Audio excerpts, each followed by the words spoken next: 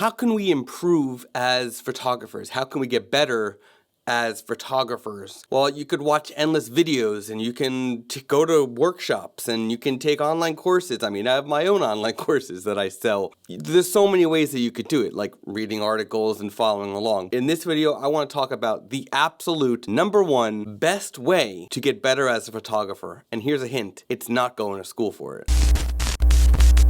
Hey, this is Scott Weinkiewicz, a storyteller with a camera, talking about all the things photographers like you and I are thinking about. In this video, I'm going to answer that burning question that's in the back of your mind. Maybe it's in the back of your mind. Well, if you're watching this, it's probably in the back of your mind. What is the absolute #1, without a doubt, best way to get better as a photographer? So this video is going to be short because the answer is super simple. Always have your camera with you and always be making photographs.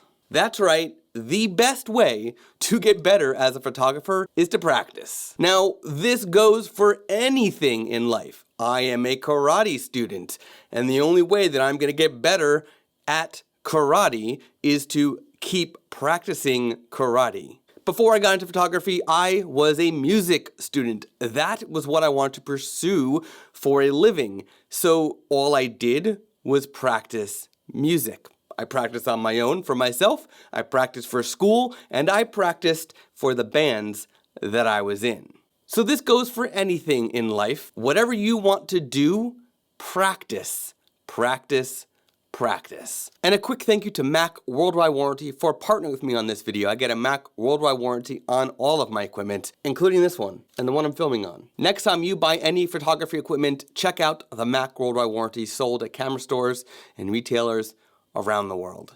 I'm not saying to always have your giant DSLR with you. I'm only holding this because I'm filming with the camera that I do have with me at all times, and that's the Nikon Z6. I would actually recommend to always have a compact mirrorless or SLR, something that you can still configure and control all of your settings, and that way you always have something that you have creativity over and control over with you at all times. Something that isn't a nuisance, something that isn't too heavy and too bulky.